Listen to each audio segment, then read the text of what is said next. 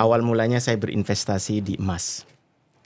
Ya, secara kita ketahui ya bahwa emas ini dalam setiap tahunnya mengalami kenaikan yang cukup signifikan dan itu cukup menggiurkan saya untuk berinvestasi di sektor komoditi emas tersebut. Tapi pada dasarnya saya terlena dengan itu. Saya tidak mengevaluasi seperti apa ke depannya. Akhirnya ya gagal gitu di pertengahan gitu. Hutang di mana-mana, bahkan di bank-bank konvensional saya banyak utangnya gitu. Assalamualaikum warahmatullahi wabarakatuh. Jumpa lagi dengan saya Khairul Umam Syarif pada program Madura Podcast.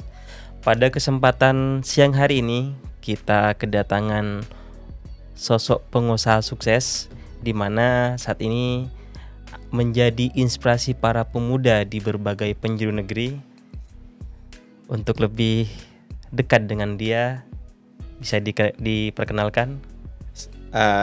Assalamualaikum warahmatullahi wabarakatuh. Nama saya M. Rudi. Kalau teman-teman bilang Mas Rudi, kalau teman-teman di luaran bilang ya biasanya panggil Osair lah gitu ya. Siap bos. Terus yang namanya sebuah kesuksesan mesti ada yang namanya perjuangan gitu ya. Dalam perjuangan itu mesti ada sakit, sembuh, jatuh, terus kemudian merangkak, itu sudah biasa dalam perjuangan. Awal saya ini meniti karir itu di Universitas Madura sebagai akademisi dosen ya di Fakultas Pendidikan ya sebagai dosen bahasa Inggris ya.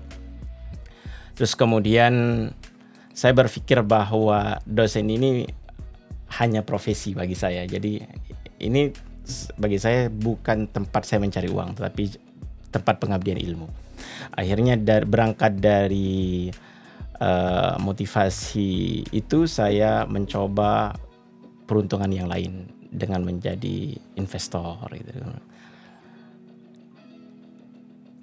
Keinginan menjadi investor ini direpresentasi oleh Bapak Lum Kim Hong ya, Bapak investor Indonesia ya. Itu yang menjadi inspirasi saya untuk menjadi sebuah investor yang besar gitu loh. Awal mulanya saya berinvestasi di emas. Ya, secara kita ketahui ya bahwa emas ini dalam setiap tahunnya mengalami kenaikan yang cukup signifikan dan itu cukup menggiurkan saya untuk berinvestasi di sektor komoditi emas tersebut. Oke. Namun itu tahun berapa bos? Tahun 2007 kayaknya, 2008 gitu, pengetahuan saya. Terus kemudian setelah saya memulai berinvestasi di sektor itu, saya sudah mulai menemukan kenyamanan, tapi pada dasarnya saya terlena dengan itu.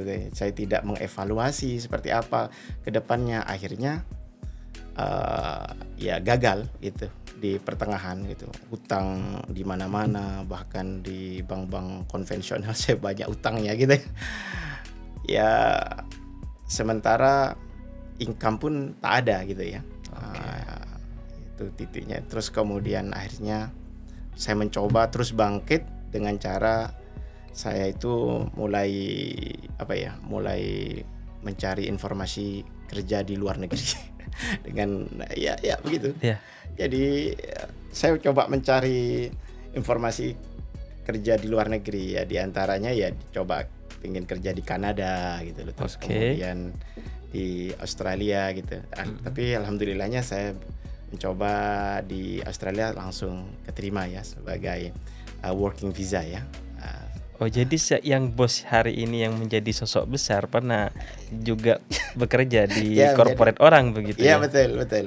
Saya bekerja di Quality Halal Butchers, salah satu pemotongan daging halal di Australia Barat, Western Australia, di Perth, tepatnya di Canning Vale, dekat Tonley Station itu. Situ saya menjadi menjadi karyawan di salah satu perusahaan di Australia Barat. Jadi apa di sana bos? Ya sebagai pemotong gitu. Pemotong daging. Iya, pemotong daging. Yang menarik ini. Iya, memotong daging. Jadi bahkan di situ ya awalnya bagaimana menutupi hutang. Ini terus terang saja, terus terang. Jadi bagaimana saya menutupi hutang ini yang terlalu banyak. Terus kemudian sementara income saya tak ada. Kalau kita mengandalkan dari sebagai akademisi, saya tidak pernah berpikir bahwa saya ingin dapat income dari mengajar, enggak. Saya tidak punya. Mengajar itu adalah pengabdian ilmu bagi saya. Jadi oleh karenanya saya mencoba peruntungan yang lain dengan menjadi TKI gitu. Menjadi TKI. Jadi saya kerja keras di Australia ini kurang lebih sampai 3 tahunan gitu. Saya kerja keras, saya belajar juga di sana. Saya ngambil program short course di sana, juga sambil belajar, sambil bekerja. Tapi lebih most dominant activity-nya ke bekerja. Kerja, not study. Jadi 2027 investasi emas, 2008 2009 habis. 2008 2009 udah nggak bisa. Ya, betul. Baru 2011 kalau nggak salah. 2011 sampai 2014 kalau nggak salah ya, 2014 13 pertengahan kalau nggak salah. Oke, 2011 2013 itu jadi bekerja di Australia. Di Australia, di Western Australia. Jadi di working visa, saya menggunakan working visa. Oke. Nah, ini menarik nih. Ya. Berawal dari hutang, terlilit hutang, Ya, bekerja di luar negeri, dan sekarang sudah memiliki usaha-usaha yang berada di berbagai sektor. Okay. Nah, bisa dijelaskan bagaimana proses dari awal membangun usaha itu, Bos? Iya, tentunya setelah saya pulang dari Australia, saya tidak ingin menjadi TKI lagi gitu. Saya berpikir bahwa saya mengkonstruk pikiran saya. Jadi how to encourage my life to have critical way of thinking, more success gitu ya. Jadi saya berpikir seperti itu gitu. That's good idea. Ya, seperti itu. Saya berpikir kalau kayak gini terus saya nggak mungkin gitu loh. Bagaimana saya bisa memberikan kontribusi kepada bangsa dan agama ini kalau saya hanya begini terus. Akhirnya saya mencoba, saya mengumpulkan uang itu di Australia, terus kemudian mencoba membangun properti di Medayu Utara, di Surabaya Timur Rungkut ya. Saya membangun klaster perumahan. Dari modal itu dari TKI ini ya, jadi dari Australia ini ya. Gitu. Saya bisa membangun, saya bangun 3 unit rumah di Medayu Utara, Medokan Ayu ya. Terus kemudian mulai jalan dari 3 rumah jadi 6 rumah, jadi 7, jadi 12, jadi 24, jadi 30 unit. Akhirnya saya membangun dalam bentuk klaster di berbagai tempat, di Sidoarjo, di Surabaya, terus kemudian saya membangun di situ.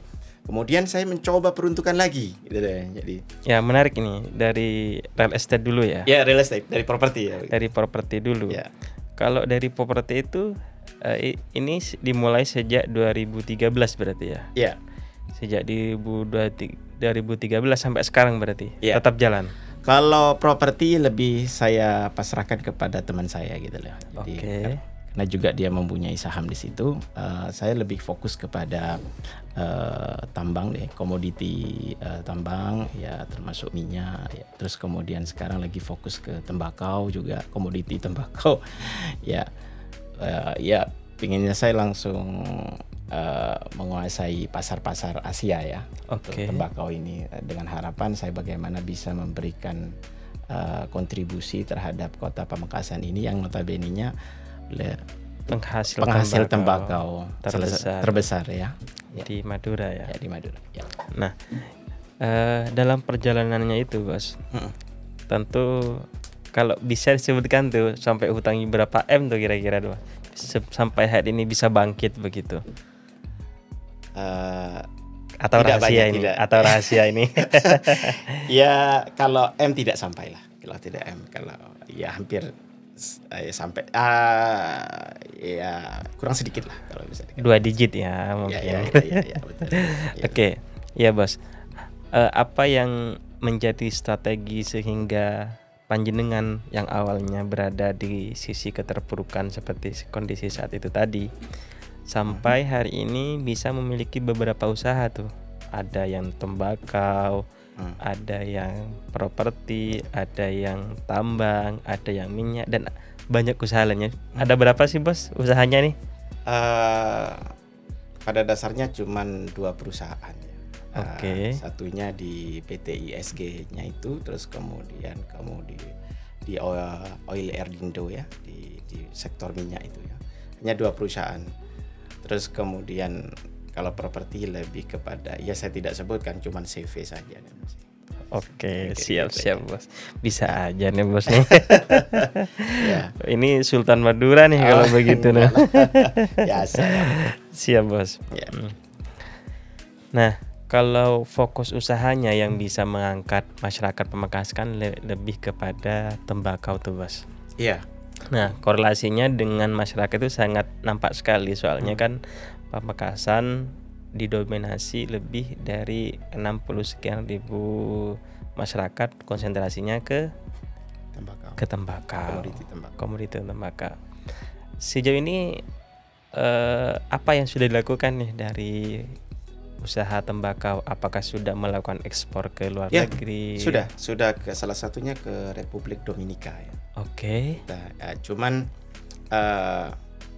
variannya itu kan kadang pasar itu tidak sama permintaannya gitu lah. Jadi terus kemudian variannya itu berbeda dengan tembakau yang lainnya Madura ini kan begitu. Oleh karena itu mungkin perlu ada kita ini harus lebih mencari banyak informasi kira-kira negara mana yang cocok dengan varian tembakau Madura. Itu saja. Dan saya mencoba kemarin di Republik Dominika sudah bisa ada kerjasama. Sudah ada kerja, cuman tidak dalam bentuk tonase yang sangat kecil menurut saya. Tetapi saya tidak berhenti dari situ. Saya mencoba mengevaluasi lagi apa yang menjadi weakness dan strongness daripada komoditi tembakau khususnya varian Madura ini. Nah, untuk fokus di tembakau nih, Bos. Kalau tembakau sendiri itu nanti proyeksi pasarnya kemana aja nih? Ke Asia ya, yang lebih banyak ke Asia sih. Ke Asia. Yang saat ini apakah mungkin negara-negara tetangga udah ada jalinan komunikasi? Sounding saja masih sounding dan masih belum saya tembusi dulu.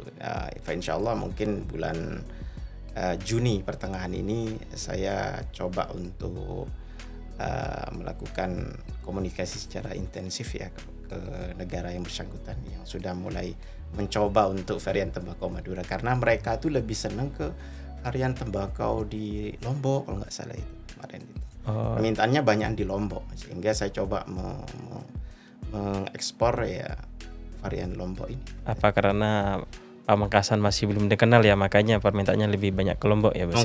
Mungkin bukan tidak dikenal, cuman mungkin karakternya masih belum masuk gitu. Oke, siap. Nah, kalau usaha-usaha yang lain saat ini sudah ada berapa karyawan nih, Bos, yang kerja di PT-nya Panjenengan totali? Ya nggak terlalu banyak sih. Ada kurang lebih ya 600-an kalau nggak salah ya. 600. Itu di sektor tembakau aja atau yang lainnya? Di lainnya lah. Oh, di lainnya. Di lainnya. Oke, siap. Nah, berbicara Pamekasan, ini Pamekasan kan merupakan kelahirannya Bos Rudi nih. Bos HR ya. Ya. Bos HR, Bos Haji Rudi. Nah, bisa diurai nih berdasarkan analisa yang dilakukan oleh Panjenengan, potensi yang sangat potensial untuk dikembangkan sebagai usaha di Pamekasan apa saja? Tentunya para sahabat KTV pengen tahu tuh, pengen tahu kan banyak para Gen Z dan generasi milenial ini. Ya, saya rasa untuk pasar di Pamekasan ini cukup bagus ya, karena penduduk Pamekasan ini kalau nggak salah 840-an ya, 40-an ribu jiwa kalau nggak salah, kalau 840 ribu jiwa kalau nggak salah itu. Dan masyarakat Pamekasan ini cukup konsumtif saya rasa gitu loh. Jadi banyak hal-hal bisnis yang bisa digarap ya. Baik dari sektor inkubasi wirausaha baru, di sektor inkubasi wirausaha sektor ini pariwisata. pariwisata cukup lumayan ya. Terus kemudian ya di teknologi juga bagus ini. Contoh isi ulang top up game itu kan masih banyak. Terus kemudian buka laundry kiloan itu sangat ini loh. Sangat bagus potensinya ke depan gitu ya. Oke. Ya, di Pamekasan ini banyak gitu loh untuk bisa digali gitu loh. Jadi kalau yang berbasis UMKM apa Bos untuk potensi lokal? Ya air gitu. Karena kan air di Pamekasan kan cukup bersih kan. Iya. Ya. Terus kemudian kerupuk singkong itu kan cukup bagus itu untuk dikembangkan itu. Saya rasa itu sudah sangat representasi daripada Kabupaten Pamekasan. Oke, selain tembakau Ya, memang selain ya. tembakau gitu. Oke. Ini kan tentunya sahabat KTV banyak yang bertanya tuh. Apa yang menjadi motivasi utama panjenengan ketika kembali lagi setelah di hari Surabaya, kemudian di kota lainnya, dan merintis usaha tembakau di Pamekasan? Yang menjadi motivasi ya jelas bagaimana saya bisa bermanfaat bagi tempat kelahiran saya gitu. Oke. Khususnya di sektor ekonomi ya. Saya berpikir begitu. Kalau di sektor sosial politik kan belum terjun ke partai kan. ya cukup di ekonomi saja dulu gitu lah jadi. Fokusnya ekonomi. Ya saya di ekonomi dengan cara coba membantu petani-petani tembakau gitu. Walaupun sudah banyak yang membantu kan, sudah banyak yang menyerap komoditi tembakau sendiri di Pamekasan. Tapi tidak ada salahnya ketika kita coba bersama-sama secara kooperatif ya untuk membantu petani Indonesia untuk lebih khususnya Pamekasan ini agar lebih maju lagi gitu. Dan lebih sejahtera. Lebih sejahtera ya. Nah, langkah-langkah itu dilakukan memang untuk menopang kesejahteraan masyarakat secara umum ya Bos. Betul. Nah, kemarin saya dengar tuh bahwa panjenengan udah terbiasa kalau menyambut bulan Ramadan memberikan membantu atau meringankan beban masyarakat. Bisa diurai tuh Bos, apa yang menjadi motivasi utama? Ya, yang menjadi motivasi utama itu ada salah satu hadis yang sering diumumkan oleh para alim, para ulama itu. Khairun nas anfa'uhum linnas itu ya. Jadi orang yang baik itu orang yang bermanfaat bagi orang lain, baik dari ilmunya ataupun dari hartanya. Salah satunya yaitu gitu tanda syukur saya kepada Allah melalui memberikan bantuan kepada masyarakat yang kurang mampu gitu saja. Itu biasanya saya sering lakukan setiap tahun gitu ya. Tidak hanya di satu tempat, juga di tempat-tempat yang lain di mana saya ada usaha di situ, juga disitulah saya juga memberikan masyarakat sekitar itu. Itu ribuan Bos, itu dari wujud syukur kan ya? Wujud syukur. Dan itu tidak dadakan begitu? Ya enggak dadakan. Emang sudah dari dulu saya. Sejak kapan itu Bos? Sejak tahun 2000 berapa ya? 15-an ini sudah sering saya memberikan seperti itu. Tapi jumlahnya tidak sebanyak akhir-akhir ini gitu ya. Kalau dulu masih mulai dari cuman 50, 200 kan gitu. Tapi naik setiap tahunnya begitu. Nah, harapan saya nantinya saya bisa memberikan bantuan juga ke wilayah lain ya, untuk masyarakat yang kurang mampu gitu. Jadi ditambah jumlahnya gitu, kuantitasnya ditambah juga gitu. Harapan saya juga terus bertambah setiap tahunnya.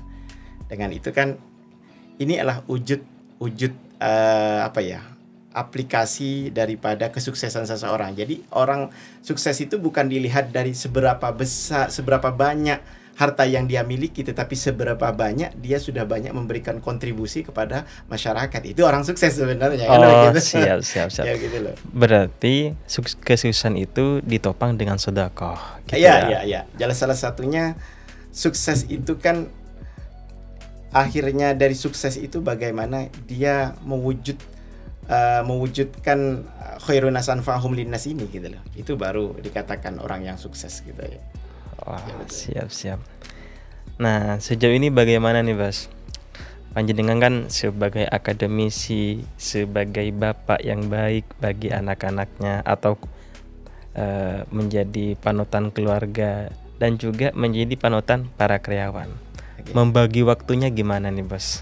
Ya, salah satu sukses itu adalah bagaimana kita disiplin dengan waktu. Kita tidak boleh bermain-main dengan waktu.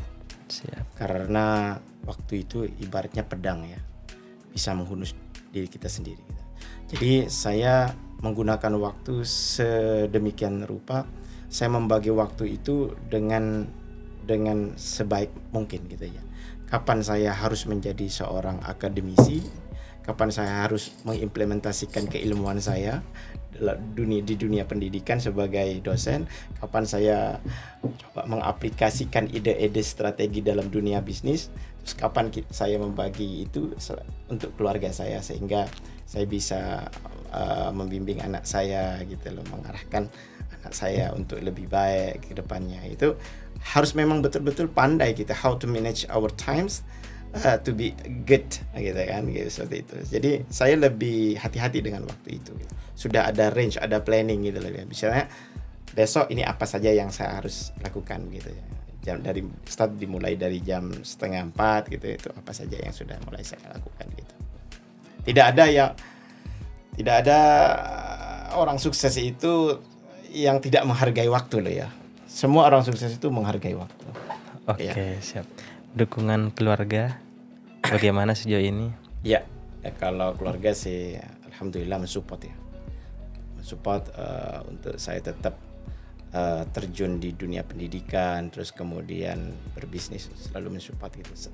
Selama itu memberikan sisi positif bagi diri kita, bagi diri kami, keluarga kecil kami, ataupun bagi orang lain pada umumnya gitu. Oke. Kalau orang tua apa yang dilakukan itu Bos? Atau ada pesan khusus tuh dari orang tua sehingga Bos HR ini, Bos Haji Rudi bisa sekuat ini? Ya begini, bahwa saya ini orang tua pernah berpesan begini, sudahlah kerjakan yang memang harus dikerjakan, bersabar dan bersandar kepada Allah gitu loh. Jadi urusanmu, ikhtiar itu adalah urusanmu.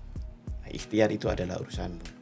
Jadi untuk hasil biarlah Allah lah yang memutuskan. Jadi saya berpikir saya cuma hanya berikhtiar karena itu dimensi yang kita punya, ikhtiar gitu loh. Usaha sebaik mungkin, secerdas mungkin, terus kemudian sekeras mungkin, dan Allah yang menentukan nantinya gitu. Jadi orang tua hanya cuma memberikan berusaha terus, pantang mundur, nanti biar Allah lah yang menentukan gitu. Semangat, karena muslim itu harus kaya loh ya. Muslim itu harus kaya. Agar tidak mudah aniaya. Ya, tidak direndahkan oleh kaum-kaum yang lainnya, baik kaum Majusi, kaum Nasrani, kaum Yahudi kan gitu. Kita muslim itu harus kaya agar bisa mampu membantu agama ini gitu. Membantu bangsa ini, dalam hal ini masyarakat gitu ya. Saudara kita gitu ya. Jadi kita ini harus benar-benar ya kaya, harus menjadi kaya gitu. Ya, dan yang salah satu tokoh yang paling saya selalu inginkan seperti itu, saya itu tokoh sahabat Rasulullah SAW, Abdurrahman bin Auf gitu ya. Salah satu miliardernya Allah ya di zaman Rasulullah ya. Dan itu yang menjadi tokoh inspiratif saya untuk muslim itu harus menjadi kaya agar bisa membantu agama ini. Itu saja. Ya. Begini Bos. Ya. Sahabat KTV ini dari beragam profesi mesti lihat tayangan kita. Ya.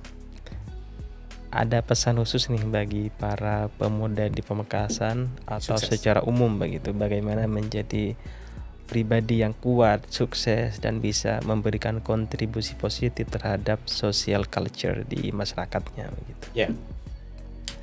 Pada dasarnya bagaimana kita menjadi sukses, how to be success. No shortcut to be success. Tidak ada sesuatu yang instan untuk menjadi sukses itu.